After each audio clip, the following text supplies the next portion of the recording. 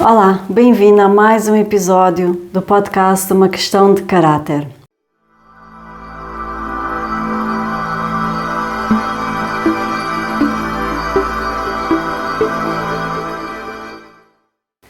Nem todas as forças pessoais são forças de caráter. E o tema de hoje é sobre diferentes tipos de força e a relação que as forças de caráter têm com estas diferentes forças pessoais. Vale a pena saber que nem todas as forças pessoais são forças de caráter. Os talentos, por exemplo, são forças pessoais, mas não são forças de caráter. Os talentos são aquilo que fazemos bem e de forma natural.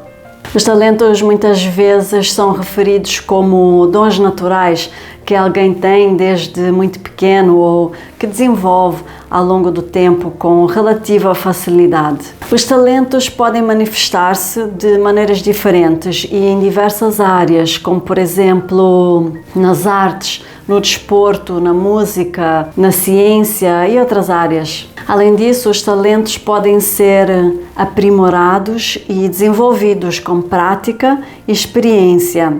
E é isso mesmo que as pesquisas sobre competência revelam, que o desenvolvimento de um talento requer um investimento significativo de tempo, especificamente de aproximadamente 10.000 horas de prática deliberada e distribuídas ao longo de pelo menos 10 anos. Isto é muito tempo.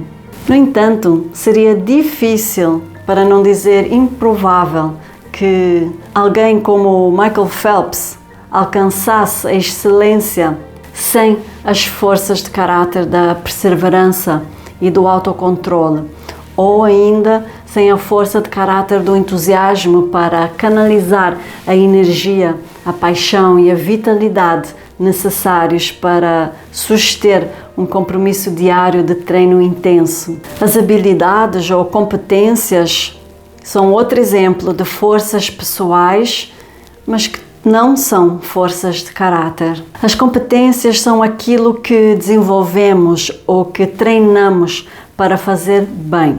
Mas à medida que desenvolvemos uma competência, quer seja no âmbito pessoal ou profissional, é provável que sejamos motivados pela força de caráter da esperança, por exemplo, que é no sentido de haver um propósito maior ou uma razão pela qual estamos a desenvolver a competência. Por exemplo, tu podes desenvolver a competência da comunicação porque o teu trabalho exige que faças apresentações. Ou podes desenvolver a competência da escuta ativa porque queres melhorar a tua habilidade em ouvir os membros da tua equipa. Em alguns casos, a força de caráter, por exemplo, do amor à aprendizagem, pode ser um motivador, embora, na verdade, qualquer uma das forças de caráter, das 24 forças de caráter, pode facilitar o desenvolvimento de uma habilidade ou uma competência. Os interesses são outro exemplo de forças pessoais e que não são forças de caráter. Os interesses são aquilo que apreciamos fazer, como um hobby ou algo que nos apaixona fazer, como por exemplo jardinagem, correr, ler, jogar pádel, construir legos ou até cozinhar. No entanto, as pesquisas mostram que há uma associação importante entre as nossas forças de caráter e os nossos interesses naturais, porque quando os nossos interesses e paixões despertam, as forças de caráter os seguem, uma vez que refletem a nossa identidade, quem nós somos em essência.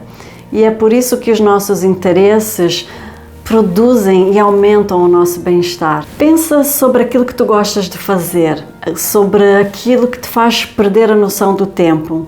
Muito provavelmente, esse interesse está relacionado às tuas forças de caráter mais altas. E por último, os recursos.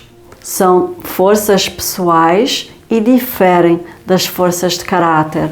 Na verdade, os recursos são a única categoria de forças que é externa a nós e que são aqueles apoios importantes para nós, como por exemplo a família ou um bom grupo de influência com quem podemos contar.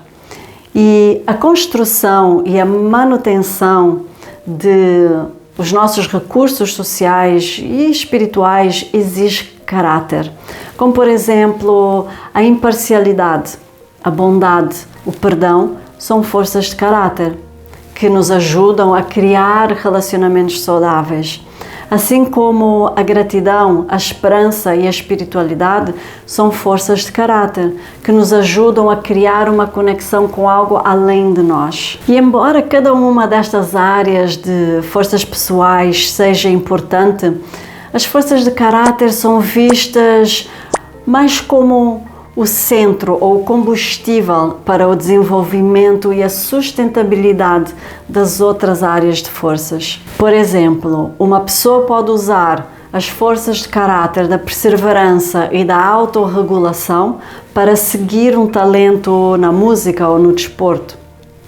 A força de caráter da esperança pode usar a força de caráter da esperança no desenvolvimento de uma competência no trabalho, ou a força de caráter da curiosidade para explorar áreas de interesse, e a força de caráter da gratidão e bondade para acederes a recursos externos. E a verdade é que os talentos podem ser desperdiçados, as competências podem diminuir e os recursos podem ser perdidos, mas as forças de caráter são estáveis.